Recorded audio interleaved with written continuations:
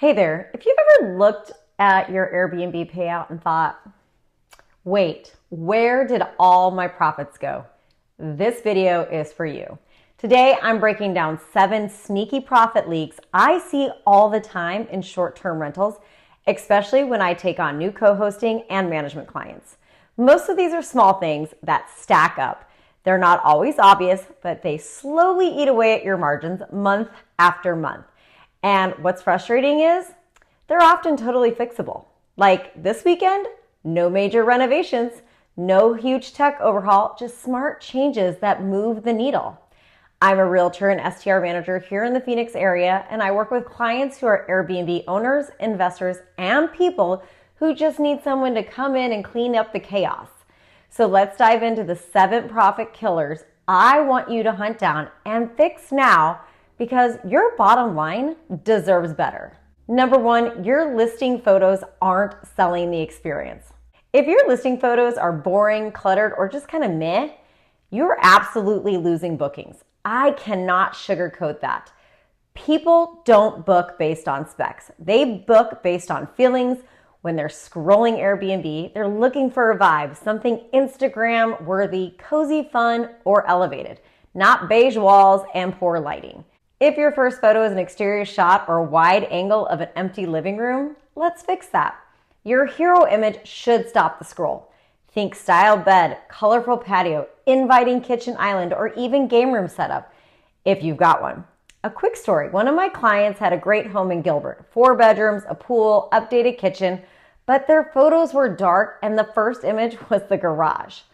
After we brought in a photographer, added some throw pillows, and got brighter shots, their bookings jumped by 30% within the month. So yes, it matters. Here's a pro tip.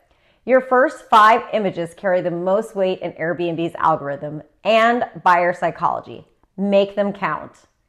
Number 2, your pricing strategy is lazy. So I get it. No one loves tweaking numbers all the time, but if you're using Airbnb Smart Pricing tool and just trusting it blindly, you're probably undercharging. Smart pricing is conservative by design. It's trying to guarantee you bookings, not maximize your profit. If you haven't set up a tool like Price Labs, Beyond, or Wheelhouse, get on that. These tools let you adjust for local demand, seasonality events, and competitor rates. But even with the tool, you can't be on autopilot. Here's what I look at weekly. Are weekends priced higher than weekdays? Are big local events showing up in the pricing calendar? Am I getting booked too far in advance? Because guess what? If your calendar is fully booked 45 days out, your rates were too low. You want to be that sweet spot host, competitive but profitable. Also, always check your comps. Look at what other high-performing listings in your neighborhood are charging and how far in advance they're getting booked. You don't need to be the cheapest. You need to be the best value. Number 3, let's talk cleaning fee chaos. Here's the one that gets everyone heated. If your cleaning fee is $185 on a $110 nightly rate, that feels like a slap in the face to guests, especially for short stays. But if you undercharge and you're covering your cleaners' rising rates, you're bleeding profit on the back end. The fix? Know your true cleaning costs and price to break even, not profit. If you want to make more, raise your nightly rate slightly and soften the blow on the fee. Also, if you're not offering same-day turns, that's a hidden cost too. Guests often want to book last minute or extend their stays. If your cleaner can't accommodate a quick turnover, you are missing out on opportunities. Here's another quick client story. One of my clients was paying for cleaning, but not including restock time. So things like toilet paper, laundry pods, or guest snacks were all coming out of her own time and wallet. Once we baked that into the fee and added a restocking checklist for the cleaner, she saved hours every month. Bottom line, price smart and protect your time. Number 4, no upsells or add-ons. This is such an easy win that most hosts ignore. Offer upgrades.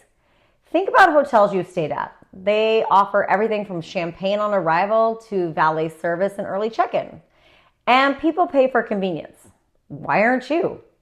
Here are a few simple upsell ideas. $25 early check-in or late checkout. Mid-stay cleaning for longer bookings. firewood bundles, or s'mores kit if you're in the mountains.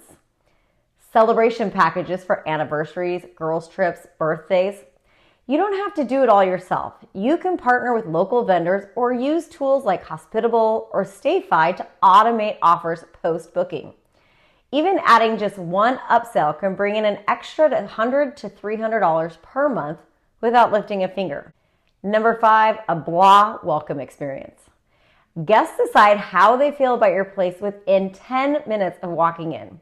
If the lights are off, it smells weird, and they can't figure out how to turn on the TV, it doesn't matter how cute the listing was online. The vibe is wrecked. Give them a 5-star arrival. Here is what I recommend.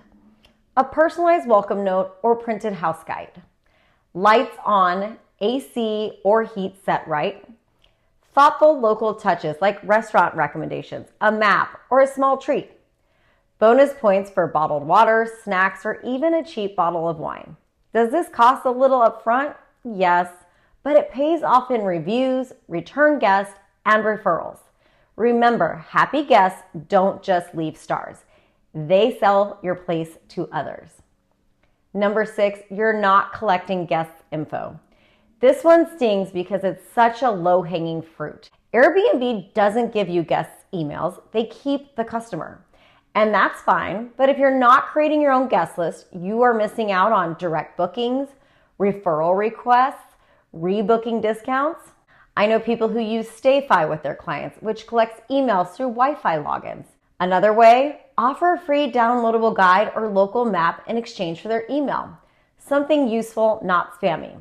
Then you can send a quick thank you email after checkout, offer a discount to their next stay, or just on their radar for future trips. Your past guests are your easiest future bookings. Don't lose them to the platform. And 7, you're wearing all the hats. You're doing too much. You're the designer, the cleaner, the guest communicator, the restocker, the pricing analyst, the maintenance person, the complaints department. Oh no, yeah. Also, living your life. That's not sustainable. At some point, your profit leak is your own time and energy. Burnout causes sloppy work, missed opportunities, delayed messages, bad reviews. It's all connected.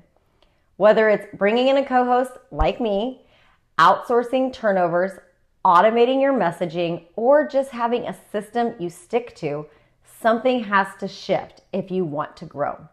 Profit doesn't just come from high rates. It comes from smart systems and peace of mind. So, how many of these 7 are showing up in your listing right now? If you're sitting there nodding, don't feel bad. Most hosts start here.